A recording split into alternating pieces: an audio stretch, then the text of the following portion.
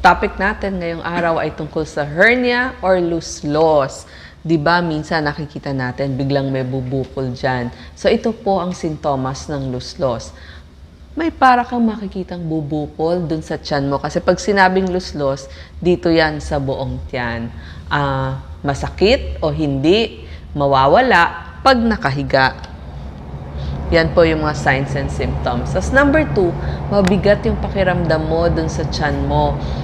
Tapos may kasamang pagtitibi, nagsusuka, o kaya naman baka may dugo dun sa inyong dumi. So yan yung madalas yung maramdaman. Minsan discomfort lang, parang medyo mabigat. Number 3, masakit dun sa lugar ng bukol kapag yumuko o nagbuhat o umiri. Tapos, number 4, pag tungkol naman to sa hiatal hernia. Papaliwanag ko later ano yung hiatal hernia. Pwedeng parang naha-heartburn kayo, medyo masakit dun sa may dibdib, hirap lumunok. Tapos, number 5, pwede din dun sa may singit ninyo, parang masakit. So, dun sa may singit o kaya yung tinatawag natin dun sa may itlog o testicles, doon may bukol tapos medyo masakit. At sa mga sanggol, last na to, dun sa mga sanggol, dun sa singit or dun sa pusod, biglang may bubukol kapag umiiyak o umiire kapag dumudumi yung inyong sanggol. Pag naman sa may edad, pag bigla silang umubo o kaya yung may matagalan silang ubo, doon yung makikita pabukol-bukol na ganon. So yan yung mga signs and symptoms ng merong loose loss. Ang loose loss po o hernia ay maraming klase. Depende sa lugar. So ito, katulad nito. Pag sinabi natin, ang pinakamarami ho ay yung inguinal hernia. Yan, yung nandito sa ibabaw ng ating singit. Inguinal hernia, mga 75 to 80% ng loose loss ay tinatawag na inguinal hernia. Inguinal kasi nandun sa ibabaw ng ating singit. So, dumadaan ito. Dito may kanal dyan. Pag sa lalaki, dyan dumadaan yung spermatic cord o yung daanan ng semilya papunta dun sa itlog. Pag sa babae naman, dito sa may singit na to, nandyan yung nagsusuporta dun sa bahay bata. So, biglang may bubukol dyan. So, 75 to 80%. Dun, ang pinakamarami, yung inguinal hernia. Number 2, meron tinatawag na femoral hernia. Ito, dito naman sa may singit, pero pagitan, mas singit ito sa pagitan ng dalawang hita. Ito, mas nakikita sa mas umiidad na kababaihan. So, mas marami sa kababaihan. May tinatawag din na umbilical hernia. So, nandun sa may pusod, kaya yun yung pangalan niya, umbilical hernia. Ito, nangyayari to, mamaya ipapakita natin. Paano ba nangyayari pala yung hernia? Ito, di ba, meron tayong bituka. Tapos, may mahinang muscle dyan sa ating tiyan. So, dahil mahina yung muscle dito, ito, balat, muscle.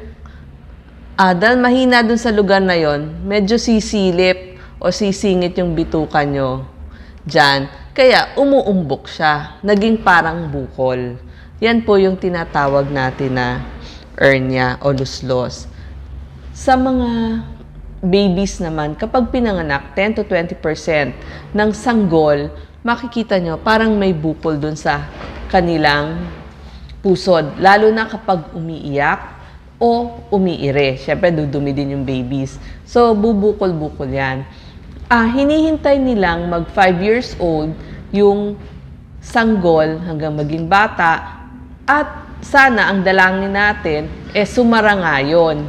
Kaya lang minsan pag 5 years old na at hindi sumara, doon ire-repair yung hernia. Ang tawag doon repair ng hernia or ooperahan, ika nga. So yan yung umbilical hernia. May tinatawag din naman tayong hiatal hernia. Yung normal, ito yung ating sikmura, esophagus, daanan ng pagkain. Dito, kapag mahina yung muscle dito, yung diaphragm, medyo nag-i-slide doon yung ating sikmura. Yan. So, yun yung tinatawag na hiatal hernia. Kaya parang sabi ko sa inyo, ang sintomas nito, parang naha-heartburn kayo. Tapos, meron ding tinatawag na pag epigastric dito sa may tiyan, pero malapit siya dun sa huling buto ng ating chest, ng ating dibdib. Incisional hernia, kapag dati kayong naoperahan, makikita nyo dun sa lugar ng operasyon, may parang bumubukol. Yung hiatal hernia sa loob yun. Yung spigelian hernia, sa likod ho ng pusod yun, tumutubo. So yan yung mga lugar na madalas na tinutubuan ng parang bukol. So kung dyan nyo nakita so napansin nyo, puro sa tiyan. Ngayon, bakit merong nagkakaroon ng hernia? Ano ba dahilan yan? So nakikita nila, mahina yung muscle pagkapanganak. So pagkapanganak nila, meron ng mahinang muscle. Tapos, eto pa, umiidad, maaring pag-iri. Pag umiri, tapos nagbuhat. Ito, isa-isahin na lang natin, no? Siyempre, pag umiiri ka o nagbuhat, mas malaki yung stress doon sa inyong sikmura. May weak spot nga ng muscle. Tapos, pag sobrang bigat ng binuhat ninyo, lalabas na nga yung bituka doon sa may muscle kapag nanganak. So, nagbuntis kasi. So, pagkapanganak or pagkatas magbuntis, tapos yung iba naman, medyo overweight sila. So, doon nila napapansin may hernia sila. Tapos, yung sobrang pagbahing at sobrang pag-ubo, doon yung makikita na may hernia pala kayo. At meron ding lahi at umiidad. Tapos, syempre, yung mga premature na babies, may mga bagay na hindi na-develop sa kanila. Paano mo malalaman na hernia pala yun? Una, pupunta ka sa iyong surgeon. So, i-check up ka niya. Tapos, pwedeng mahingan ka rin ng CT scan. Paano ba ito ginagamot? Pag hernia kasi, ang kailangan mo talaga i-repair sa pamamagitan ng operasyon. Dalawang klase lang po ang operasyon, open surgery, so bubuksan, lalagyan ng parang tapal o mesh. Tapos, pwede din laparoscopic. Meron lang isinusuot na instrumento. So, yan lang yung mga pag-repair o gamutan sa loose-loss o hernia. Diba, kanina sabi nga natin, ito yung balat. Dito may fat, may muscle, lumalabas o sumisilip yung ating bituka. So, kapag ni-repair yan ng doktor, lalagyan ng tapal o mesh, dyan niya ilalagay yung mesh mo. Ayan, haharangan niya yung lumalabas na bituka para hindi na siya uumbok dito or hindi na siya bubukol o sisilip doon. So, ganun po yung ginagawa. May pantapal.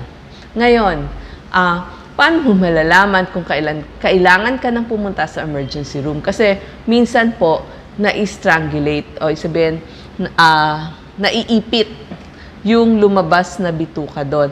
So kapag itong parte na to napansin nyo, mas sakit masyado doon sa may bukol o doon sa may luslos, sumakit, matinding sakit, mas maga, nangitim o namula, punta na po tayo doon sa ating surgeon or doon sa emergency room kasi kailangan na niyang i-repair agad.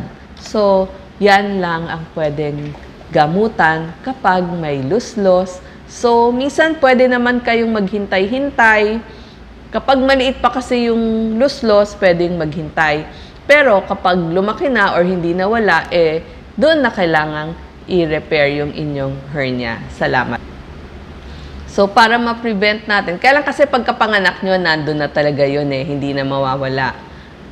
Para hindi na lang magkaroon ng hernia or baka ma-prevent pa, pag nagbuhat kayo, umubo, o kaya naman yung matagal na pagbahing, pag-iri, pwede kayong maglagay ng mga binders, pero pangsamantala lang yung binders Yung mga heavy lifting, kung pwede, wag masyadong magbubuhat na mabibigat para hindi na lumaki yung dati niyong luslos. Salamat po.